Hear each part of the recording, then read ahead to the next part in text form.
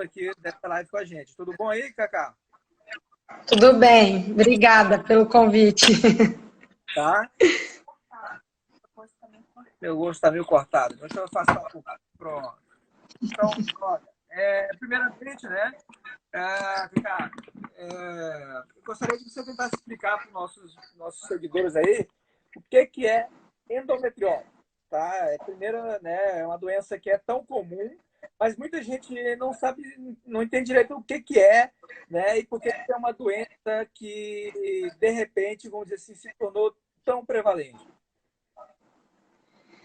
Certo. Então, assim, a endometriose, né, falando de uma maneira resumida, é o endométrio fora do útero, mas aí a gente tem que saber o que é o endométrio e o que ele faz se ele estiver fora do útero. O nosso útero, ele tem várias camadas. A camada mais interna do útero, que é composta por um tecido de glândula, é chamada de endométrio. É esse tecido que é responsável por manter a gestação inicialmente, enfim. O endométrio é também a parte do útero que sangra durante a menstruação. Então, ao longo do nosso ciclo menstrual, o endométrio ele vai ficando mais espesso e ele vai ficando mais cheio de nutrientes para receber um bebê. E se a gente não engravida, esse endométrio descama e sangra, que é a menstruação. Em algumas mulheres, o endométrio, ele pode se localizar fora do útero. A gente não sabe ainda muito bem por que isso acontece. Antes, tinha uma teoria mais aceita, que era de que a menstruação podia voltar um pouquinho pela trompa e cair, né, dentro da pelve, mas hoje a gente sabe que não dá para explicar 100% por conta disso, já que a maioria das mulheres, em uma menstruação ou outra, tem esse refluxo de sangue pela trompa, e a maioria não vai ter endometriose. Então, a gente não sabe se a mulher já nasce com aquilo, se a célula se transforma em um tecido endometrial, a gente não sabe. Mas o fato é que o endométrio pode se localizar fora do útero, em qualquer local. Mas, preferencialmente, ele se localiza nos ovários, na regiãozinha ali atrás do útero, entre o útero e o intestino ou no intestino. E o que acontece com esse endométrio que está fora do útero é a mesma coisa que acontece no endométrio que está dentro do útero. Quando a gente menstrua, ele também sangra. Só que aí, ao invés desse sangue sair pela vagina e a gente eliminar esse sangue fica dentro da cavidade pélvica. E sangue dentro de algum lugar irrita e dói. Então, por isso que o principal sintoma da endometriose é a dor. Ok. Eu venho notando, né, para quem não sabe, né, todo mundo pergunta, né, o que faz um cirurgião oncológico, né, também militando nessa área da endometriose, né? E, né, eu faço muita oncologia pélvica, né? Então faço muito câncer de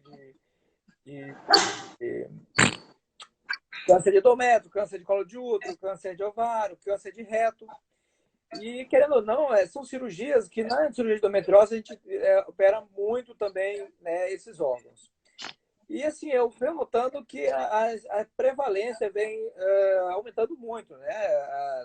Eu posto sobre endometriose nas minhas redes sociais e, assim, o pessoal, o fundo de saco no reto. Eu chegava lá e deparava com aquela pelve congelada. Então, eu acho, né, que, primeiro, os radiologistas já estão vindo mais treinados da residência, os radiologistas novos aí, mais preparados a identificar a endometriose, tá? E eu acho que o pessoal também a gente tem que valorizar aqueles radiologistas que se dedicam a fazer também radiologia pélvica, que isso faz diferença para a gente que opera, né? O que você acha? Sim, é que é aquela coisa, né? Principalmente para a gente que muitas vezes lança mão do ultrassom para fazer diagnóstico de endometriose, quanto mais experiente o radiologista, melhor para a gente, porque ele vai identificar as lesões em termos tanto de extensão, como de localização, de profundidade. E isso para a programação cirúrgica é essencial, né? E por ser uma doença que a gente tem explorado muito mais recentemente, os radiologistas no geral que não fazem um treinamento na área de endometriose, eles têm dificuldade, não é fácil de ver. Então, a gente pode muitas vezes entrar na cirurgia, como já aconteceu, achando que tinha muito menos lesão do que realmente tinha. E hoje a gente sabe que já existe treinamento específico para endometriose, tanto para laudar ressonância, como para laudar ultrassom com preparo. Então, quanto maior a experiência, maior a capacitação do profissional, melhor para a gente também para programar o tratamento. Bom, o pessoal aí estava reclamando que a minha voz estava meio longe, agora melhorou o áudio? Tá todo mundo escutando que eu botei o microfone aqui, acho que deve ter melhorado um pouquinho. Tá, se tiver baixo, vocês avisam aí que a gente procura outro microfone. Outra coisa também, né, Cacá, eu vejo o seguinte, o que eu percebo que o tratamento da endometriose é um tratamento difícil, tá? Porque é um tratamento que a gente fala que, né, é um tratamento que quando tem muitas medicações para isso, acaba que não existe uma medicação perfeita. Então, toda medicação tem seus prós e contras. Tá? Mas o que eu acho que a gente tem que frisar aqui para os nossos ouvintes é o seguinte, que o tratamento que eu vejo, ele não é só, né, não é só cirurgia, pelo contrário, né, a cirurgia é um tratamento adjuvante, não é só também remédio, eu acho que é como um todo, é um tratamento multidisciplinar. Eu acho que dá uma palavrinha aí para o pessoal que está ouvindo a gente, qual a importância aí de ter, né, um tratamento multidisciplinar, não só o ginecologista, não só o cirurgião, mas também o psicólogo, também, né, atividades físicas, nutricionista, todo esse componente do tratamento da endometriose. Na verdade, assim, a endometriose, primeiro que ela é uma doença com uma apresentação muito extensa, né? A gente tem um leque muito grande de possibilidades, porque como é um tecido que pode se implantar em qualquer lugar, não dá para dizer que todas as pacientes vão ter cólica durante a menstruação ou só cólica durante a menstruação, né? Dependendo do local onde esse implante se encontra e se ele invade ou não algum nervo, essa paciente pode ter, por exemplo, dor na vulva, que é a região externa da vagina ali, né, dos grandes, pequenos lábios, ela pode ter e pode ser da endometriose. Essa paciente pode ter dor para evacuar e pode ser da endometriose, dor para urinar e pode ser da endometriose, dor durante a relação sexual, dor fora do período menstrual. Então, a gente tem uma variedade muito grande de apresentação da doença, né? Não é só cólica menstrual. E aí, muitas vezes, só o anticoncepcional, que é o tratamento, que é a base do tratamento da endometriose, pode não ser o suficiente. Então, aí a gente tem várias opções de tratamentos alternativos e também de tratamento multidisciplinar.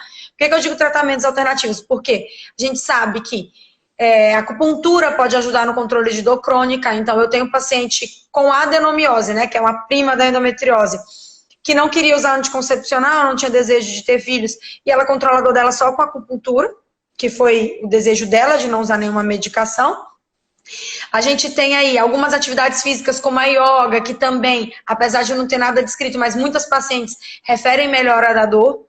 A gente sabe que a fisioterapia pélvica tem um papel muito importante no tratamento da paciente com endometriose, principalmente naquelas pacientes com dor na penetração durante a relação sexual, ou até mesmo dor mesmo na profundidade, paciente com dor na vulva, pacientes com alguma dificuldade para evacuar. Com relação à nutrição, a gente sabe que é uma doença inflamatória, então uma alimentação que priorize alimentos anti-inflamatórios, ela ajuda no controle, né, diminuir o consumo de carboidrato, de fritura.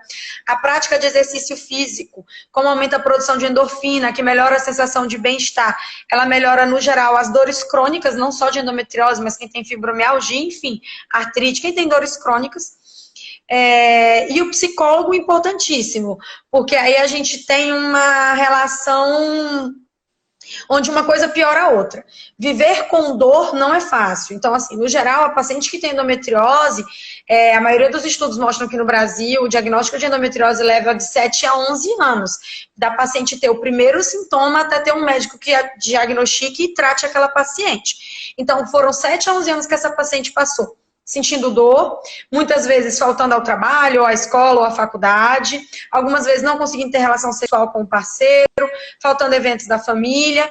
Então, assim, é uma paciente que já tem um estigma, que é aquela paciente que sempre está com dor, aquela paciente que nunca pode ir, aquela paciente que inventa alguma coisa para não poder ir, que inventa para não ir ao trabalho. Então, ela já é estigmatizada. Então, além da dor, ela também tem a questão social. Então, existe sim uma relação entre endometriose e depressão, e isso é comprovado, tá? E, no geral, a depressão também piora as dores físicas, né? Então, aí a gente tem uma coisa piorando a outra. Eu tenho pacientes que batata. Toda vez que se estressa, a dor piora e volta no consultório pra gente tratar um episódio de dor. Briga com o marido, a dor piora e ela volta no consultório com dor. Então, assim, tratar o emocional é extremamente importante. Não só para ela conseguir lidar com essa doença, porque é muito comum quando a gente dá o diagnóstico a paciente achar que é uma coisa que ela não vai controlar, então a maioria das vezes os pacientes choram, tem dificuldade de aceitar o diagnóstico. Então, não só por isso é muito importante o acompanhamento psicológico, mas também porque o controle da ansiedade e da depressão melhoram o controle da dor. Isso é uma coisa que eu acho tem que frisar muito, né? Para a gente explicar para os nossos pacientes. Às vezes, a gente, quando encaminha o paciente, o tratamento a gente disse tudo, né? Ele não é só a doença, como é uma doença que acomete vários órgãos, tá? A gente tem vários trabalhos mostrando que ela é uma doença multidisciplinar. Então, é uma doença que vai ter que ter o ginecologista, óbvio, né? Uma doença que tem um cunho hormonal muito grande, né? Mas vai ter que ter também o cirurgião, vai ter que ter também o nutricionista, tá? Vai ter que ter também o psicólogo. Quando a gente encaminha um paciente para um psicólogo, nesses casos, tá? Não é que a gente está falando que a paciente não tem dor, não é isso que a gente quer dizer, tá? Mas tem trabalhos mostrando que a dor crônica nesses pacientes leva a transtornos realmente neuropsiquiátricos, né, por causa da hiperestimulação, né, do sistema, lá na via da dor, e o paciente fica com um estado, vamos dizer assim, de hiperreatividade, né? Eu dou um exemplo aqui, né? Imagina aquela pancada que você dá muito grande assim numa perna e você fica com a memória da dor. Depois, se você só encostar naquele local, você já sente dor. Então, toda essa situação a gente necessita também combater, tá? Acho que assim, a gente, Cacá, depois a gente tô vendo inúmeras questões, aí o pessoal já lançando algumas perguntas aí, a gente não vai conseguir atender todas, mas eu vou tentar trazer algumas que o pessoal já mandou ali no meu Instagram, já com algumas perguntas, tá? Primeira forma, né, como dar o diagnóstico de endometriose, né? A primeira coisa, né, a parte clínica, quais são os principais sintomas, o que é que você acha que a gente tem que falar para os nossos pacientes? Se eles tiverem esses sintomas, eles têm que procurar, né, um médico. Travou, Jorge. Como dar o diagnóstico o quê? Como dar um diagnóstico de endometriose, né? Quais são os principais sintomas, tá? E uma coisa que eles perguntam doutor, eu tinha uma pergunta que eu achei interessante, eu fiz, né, ressonância, fiz ultrassom e continuo,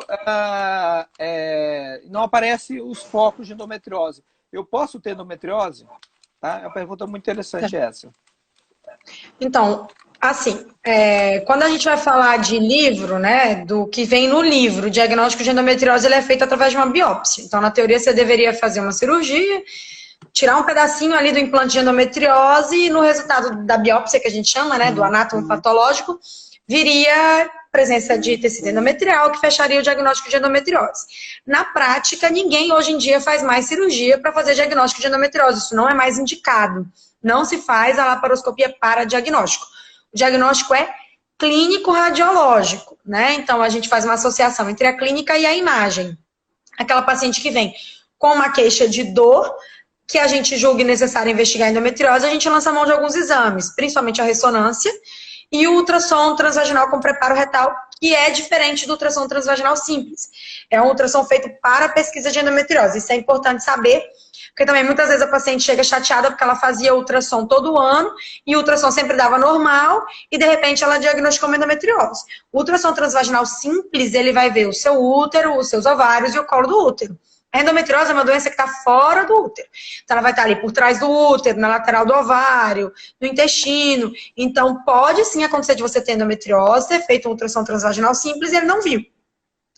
Muitas vezes acontece sim da paciente ter o quadro clínico, que aí na pergunta a paciente perguntou qual seria o quadro clínico, né?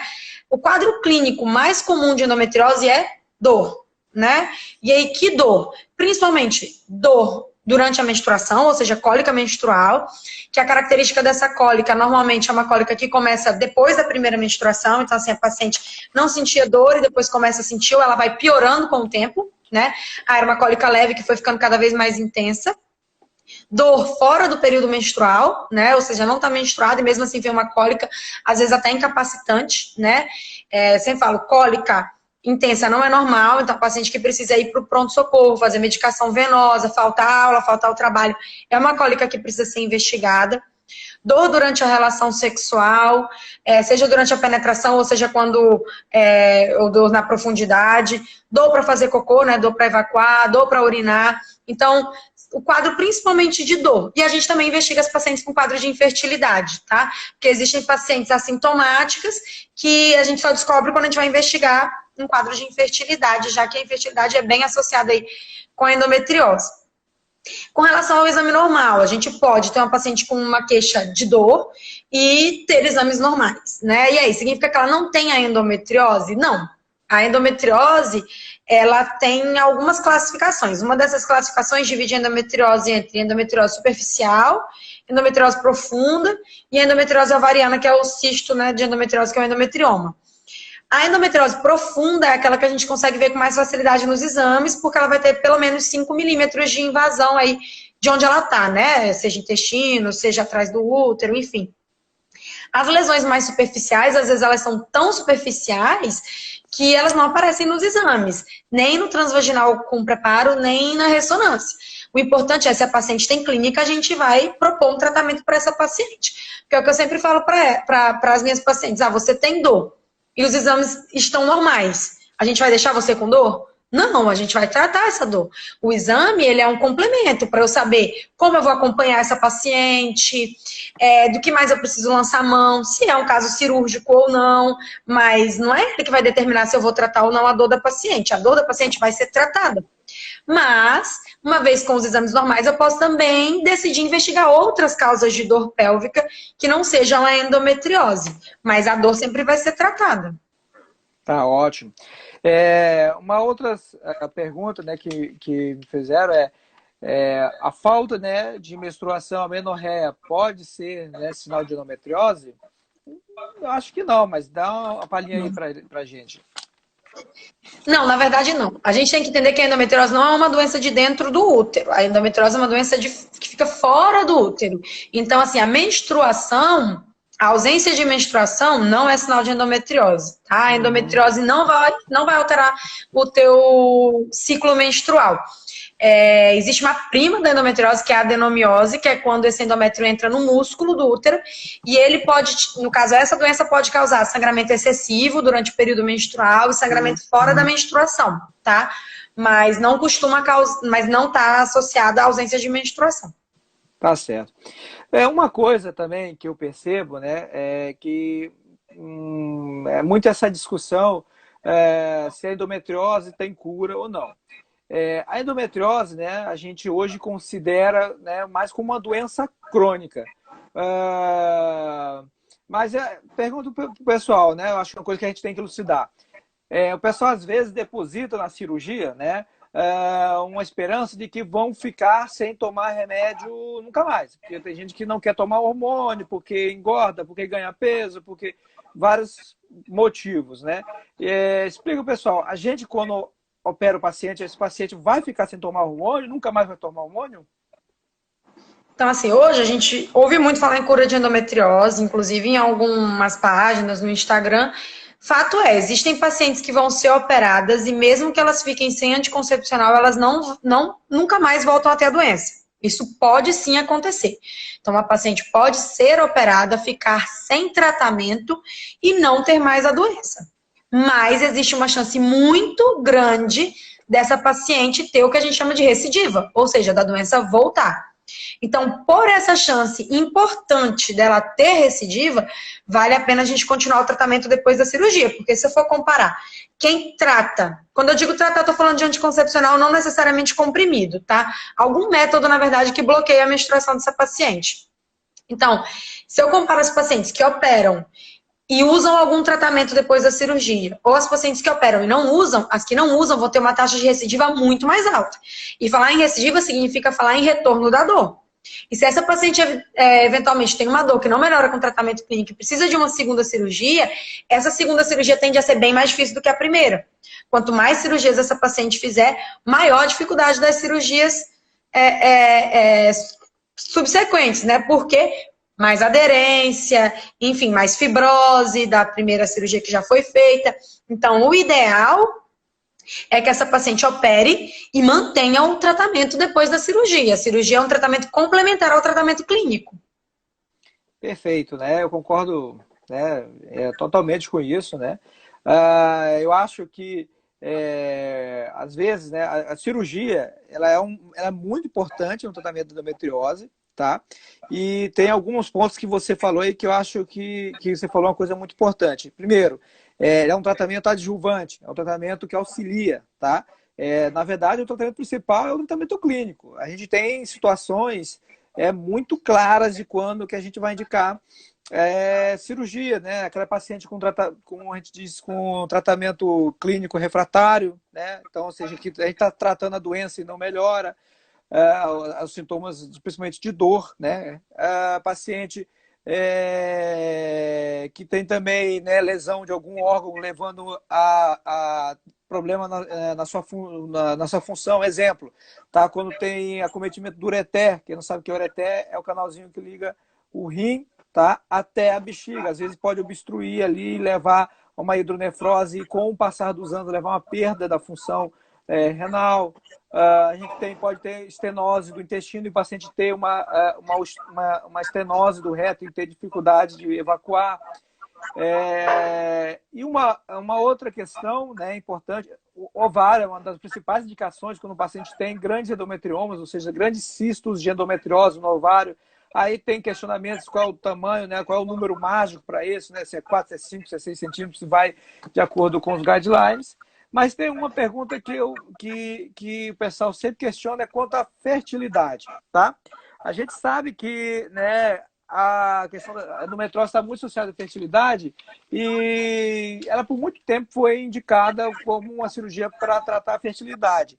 Existe uma coisa, né, muito discutível, alguns indicam só para pacientes muito jovens, pacientes que querem engravidar, que são muito jovens, abaixo de 30 anos, mas tem gente que acha que deve fazer FIV direto. Qual é a sua opinião sobre isso?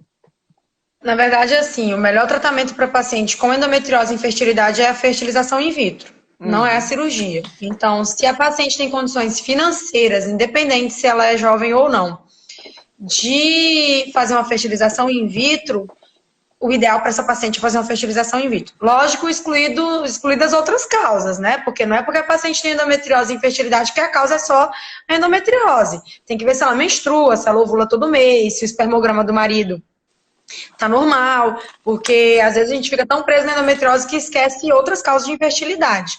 Mas se a causa dela aparentemente for a infertilidade, o melhor tratamento para essa mulher é a fertilização in vitro. E hoje em dia não se preconiza mais que a cirurgia seja feita antes da fertilização, né? O ideal é que essa paciente tente pelo menos aí 1 ou 2 ciclos antes de pensar em operar. E se ela tiver lesões ovarianas, mesmo que essas lesões tenham indicação de cirurgia, o ideal é que essa mulher faça a retirada dos óvulos antes da cirurgia. Porque eu tenho infertilidade, aí eu tenho uma lesão grande no ovário. Ok, essa lesão tem indicação cirúrgica, vai precisar ser operada. Mas eu quero engravidar. E aí, quando for operar esse ovário, o fato de mexer nele pode diminuir a quantidade de óvulos dessa mulher. Então, se a paciente tem infertilidade, vai ser operada por uma lesão ovariana, o indicado é que ela já faça o que a gente chama de congelação dos óvulos. Ela retire os óvulos e congele, né? E se ela não tem indicação cirúrgica, né, só pela doença em si, se o único problema dela é a infertilidade, o melhor tratamento para ela é a fertilização in vitro. Tá. O grande problema, às vezes, são aquelas pacientes que ainda não têm o diagnóstico de infertilidade. Elas têm endometriose profunda, têm muita dor, mas não têm o diagnóstico de infertilidade. Às vezes, elas querem suspender o anticoncepcional para tentar engravidar, mas elas têm muita dor. Aí, nessa paciente, vale a pena pesar com ela se ela quer tentar um tratamento cirúrgico antes da gestação espontânea, porque às vezes ela não vai tolerar a dor, né? Mas isso também é importante frisar. Se a paciente tem endometriose, não significa que ela vai ter que fazer a fertilização quando ela quiser engravidar. Ela vai parar o anticoncepcional com o acompanhamento médico e vai tentar engravidar. Ela só vai precisar de um tratamento se ela tiver diagnóstico de infertilidade. Agora vou dar uma de advogado do diabo aqui. E porque a gente sabe que a fertilização in vitro, infelizmente, no nosso país é muito caro, tá? Uma parcela muito pequena da nossa população consegue ter acesso, tá? Infelizmente, porque é caro, não é coberto pelas operadoras de saúde. Se por acaso a gente sabe que tem uma paciente jovem com infertilidade que diz que não tem jeito nenhum, não tem condições de fazer uma FIV, tá? Mas, né, a questão é que ela tem um plano de saúde, que às vezes é pago pela empresa e ela quer operar. Você acha que ainda assim tem algum ganho? Existe um aumento na taxa de gestação espontânea após a cirurgia. Não é um aumento tão significativo, mas existe. Agora, tudo tem que ser pesado com a paciente, porque da mesma forma que a cirurgia pode ajudar ela a engravidar, a cirurgia pode trazer consequências que atrapalhem ela de engravidar. É uma cirurgia onde normalmente está tudo aderido, você vai precisar mexer nos órgãos pélvicos, você pode precisar mexer nas trompas dessa paciente, essa trompa pode perder a função dela. Se a trompa perder a função, ela vai ter que ir para a FIV de qualquer jeito. Você pode ter que mexer no ovário dessa paciente e diminuir a reserva de óvulo dessa paciente. E aí você, nesse caso, não ajudaria ela nem a engravidar espontaneamente, nem a engravidar pela fertilização. Aí isso é pesar com a paciente. Se a paciente tem uma boa reserva ovariana, você tem como a gente avaliar isso antes da cirurgia.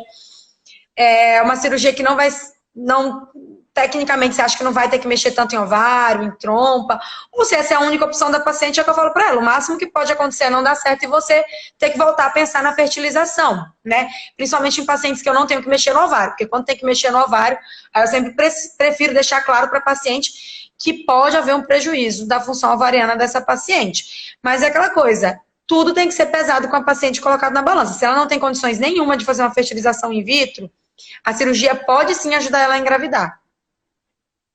Eu acho que, na verdade, você falou tudo na endometriose é uma balança, né? Não existe tratamento perfeito. Se houvesse tratamento perfeito, era igual úlcera, né? Hoje ninguém mais opera cirurgia de úlcera porque você sabe que o tratamento clínico resolve muito bem. Tá? Então, isso é uma coisa muito que eu acho que você tem que, falou tudo, né? Você tem que sentar com a paciente, né? Ser o mais claro e honesto com a paciente, né? E decidir hoje, né? Eu acho que cabe decidir junto com ela qual a melhor opção terapêutica para o caso, né, dela, individualizar o tratamento caso a caso. Agora, uma coisa muito importante que você falou, que eu acho que quando a gente fala em endometriose, tá, gente? Para todo mundo que está ouvindo, é uma coisa que você falou, né? A cirurgia, tá? Com o pessoal que está habituado a operar a endometriose, é muito importante, tá? Porque, né, a recirurgia é sempre mais difícil do que a cirurgia. Então, assim, a taxa de complicações na recirurgia é muito mais alta. A chance de você perfurar um intestino é maior, a chance de você ter uma lesão ureteral é maior, porque a pelve já está toda aderida, tá? Cheia de aderências, né? Cada vez que a gente vai operando o paciente, mais aderências vão tendo e mais a barriga vai ficando difícil de ser operada. Então, isso é importante, né? Acho que a primeira cirurgia é aquela cirurgia para entrar para resolver. Não é? Acho que deve arriscar na primeira cirurgia, tá certo?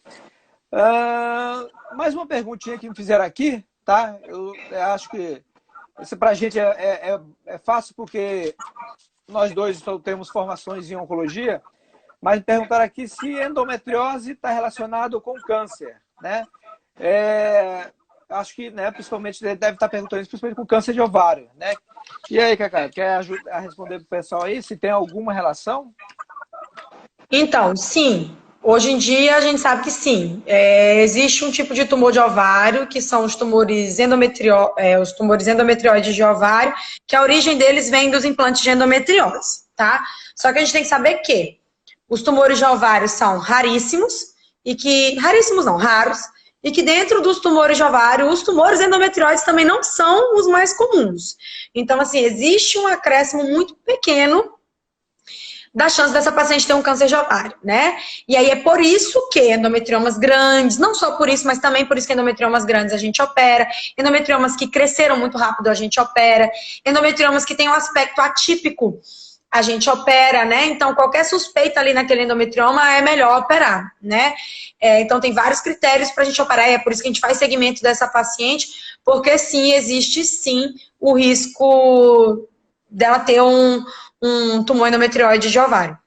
Isso, né? Isso aí é uma coisa muito importante, mas calma, pessoal, não é só porque você tem endometriose que vai desenvolver câncer, viu? Não se assustem, né? Na verdade, o câncer é uma doença multifatorial, é uma doença onde, vamos dizer, cada componente ele pesa no final, vai somando até uma balança que vai pesar ou não para você desenvolver o câncer, né? Existe uma lei chamada, né, lei de Mendelssohn que diz que o fenótipo é igual ao genótipo mais ação do meio, ou seja, uma carga genética que cada um tem associado a história de vida do paciente, a questão se tem ou não tem endometriose, isso tudo vai, né, fazer uma soma, onde o resultado pode ser um câncer de ovário, mas que é uma leve, não, um discreto aumento na incidência em relação à população geral, tá certo? Uhum. Bom, pode falar. Teve uma pergunta de uma paciente que ela colocou, de uma paciente não, né? Que ela contou aqui de uma amiga dela. Ela disse que a amiga usou está com câncer de mama, tratava de endometriose com o uso do anticoncepcional e o médico disse para ela que ela está com câncer de mama por causa do anticoncepcional. Então vamos lá. Existe um estudo até já um pouco antigo assim, tem alguns anos, acho que tem uns 5 anos, que associou o uso do anticoncepcional com estrogênio na dose de 30 microgramas com aumento da chance de ter um câncer de mama semelhante ao aumento da reposição hormonal, que é um aumento muito pequeno. E esse estudo é bem questionável. Tanto que não existe indicação de você não usar o anticoncepcional por conta desse risco do câncer de mama. E outra coisa é que esse estudo foi feito com uma medicação com 30 microgramas de etinilestradiol. Hoje, o preconizado é a gente começar com uma baixa dose de 20 microgramas de etinilestradiol, que não está associado a esse risco. Não sei se tem algum amigo meu aqui, mastologista, assistindo. Se tiver, pode também botar aqui um comentário e ajudar. Mas, assim, não, a gente não deixa de tratar por conta desse risco, até porque não é um risco importante, tá? E mesmo que a paciente tenha medo e não queira usar por isso, a gente tem outras opções, como a dose mais baixa, ou até mesmo anticoncepcional sem estrogênio. Então, não tem necessidade de deixar de tratar por causa do medo de ter um câncer de mama pelo tratamento, tá?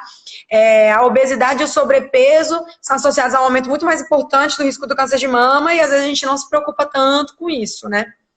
Isso é uma coisa que é verdadeira, né? Quem não sabe, tá? O estrogênio, né, ele nada mais é que um esteroide. E todos os esteroides, eles são, né, predisponentes a vários tipos de câncer. Inclusive, por exemplo, nos Estados Unidos, a incidência de câncer de fígado vai aumentando muito pela obesidade. A mesma molécula base do colesterol, que é o ciclopentanoperidofenatreno, é a mesma molécula base, né, do estrogênio e de vários outros, né, esteroides. Então, por isso, por exemplo, que um adolescente, quando ele é obeso, ele tem algumas, né, rarefação de pelos, algumas características que você vê excesso de estrogênio nesse menino, porque o colesterol ele vai sendo metabolizado perificamente no tipo de estrogênio fraco, né, que é a estrona, tá? Então, pessoal, é muito importante também, né, no tratamento da endometriose e também da profilaxia de vários tipos de câncer, manter o peso, tá?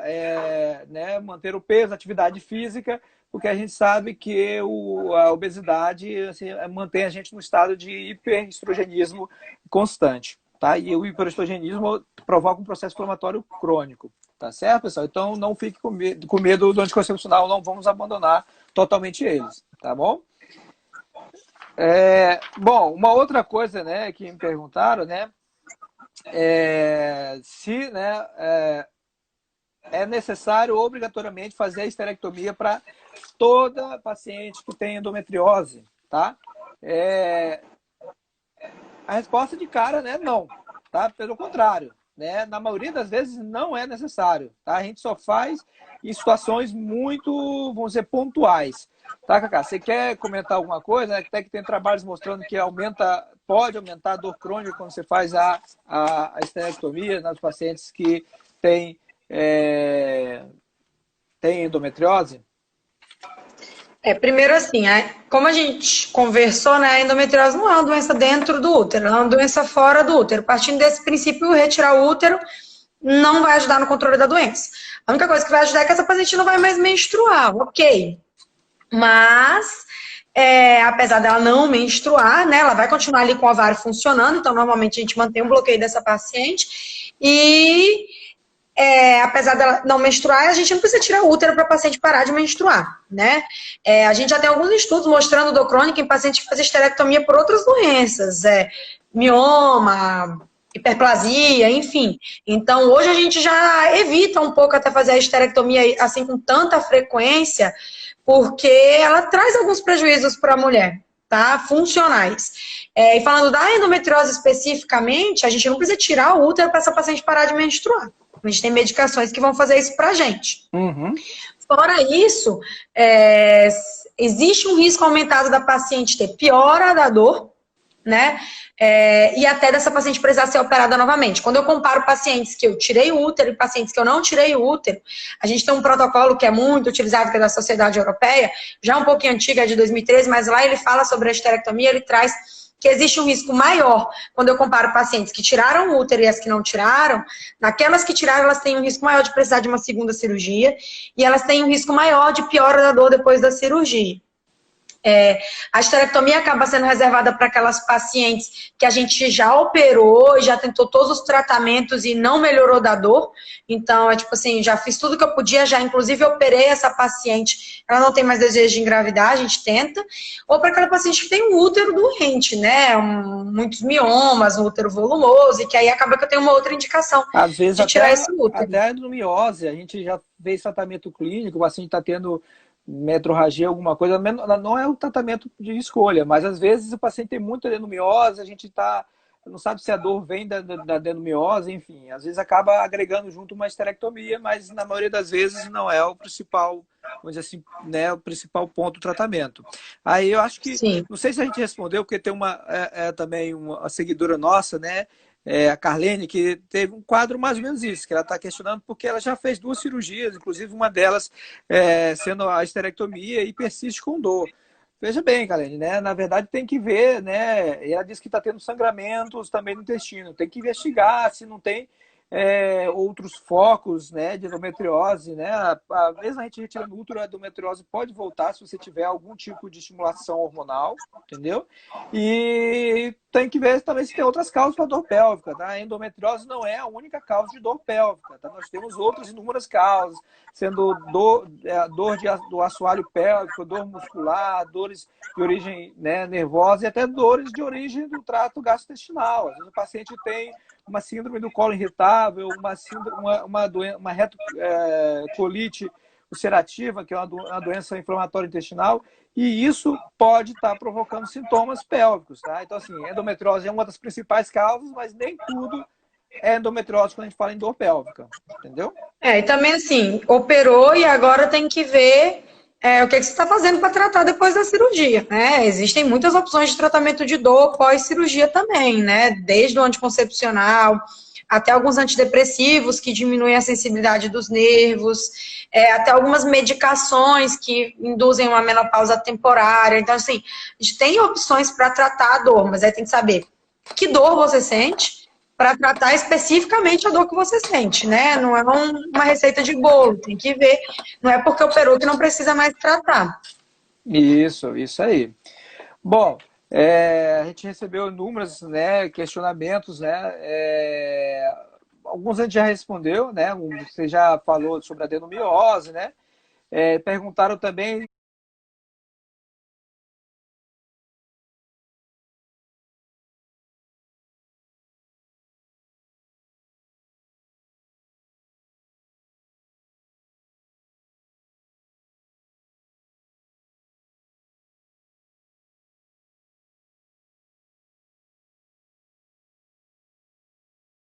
Né?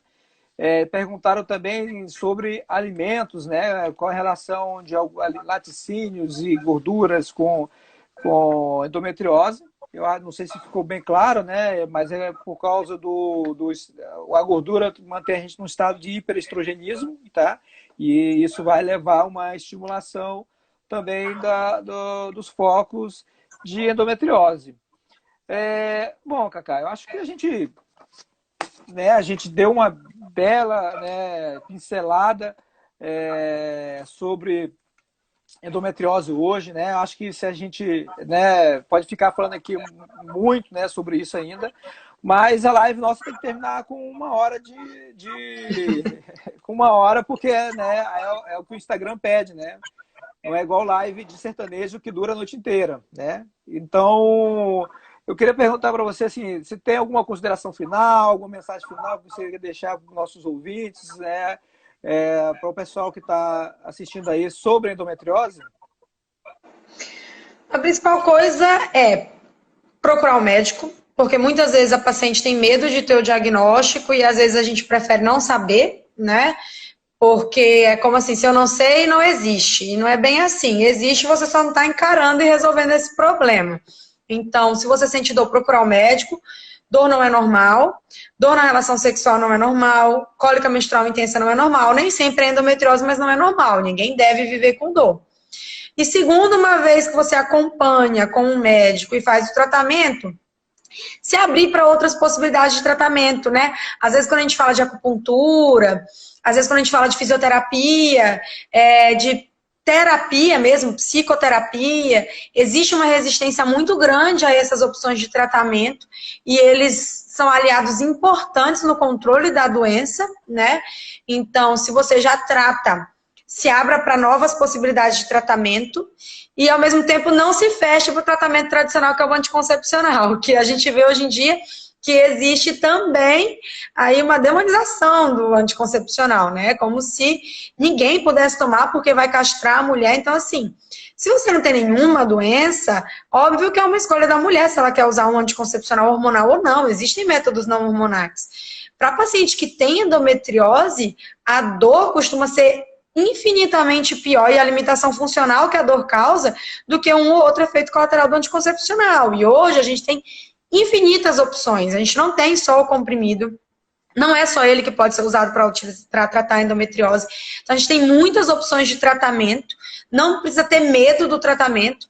Nenhum médico, não deveria, pelo menos, chegar a impor o tratamento para a paciente. Você vai usar o comprimido e acabou. Não, a gente tem muitas opções. E essas opções vão ser discutidas com o médico. Até DIU, por exemplo, dependendo do caso da paciente, pode ser um bom método para tratar a endometriose. Então, procure o médico se você sente dor, discuta o tratamento com o seu médico e não tenha medo nem da doença, nem do tratamento da doença. Bom, pessoal, mais uma vez, Cacá, queria agradecer, tá, a sua presença, agradecer a todo mundo aí que presenciou a nossa live. Eu vi que aí perguntaram se vão ter outras, pretendo, tá, pretendo, foi a primeira, né, estou me adaptando, né, e aprendendo a utilizar essa questão das lives. Vou gravar, né, e disponibilizar depois para todo mundo, tá bom, pessoal? E eu pretendo fazer também sobre outras temáticas, não só sobre endometriose, mas também sobre câncer, outros tipos de neoplasias, né, como sou cirurgião oncológico, e podemos voltar a falar sobre outros assuntos relacionados à ginecologia, né, e cirurgia pélvica, que a gente chama sempre alguém aí para fazer um bate-bola aí, tá respondendo perguntas aí de vocês, né? E quem sabe a gente chama novamente a Cacá aí para estar abrilhantando a nossa aula, beleza? Obrigada pelo convite. Então tá bom. Pessoal, muito obrigado, tá? E não se esqueçam aí, né? Vou fazer o meu merchan de se inscrever no meu canal, no canal Minuto. Não se inscrevam de dar um like e virar meu seguidor, tá certo? Grande abraço. Tchau, tchau.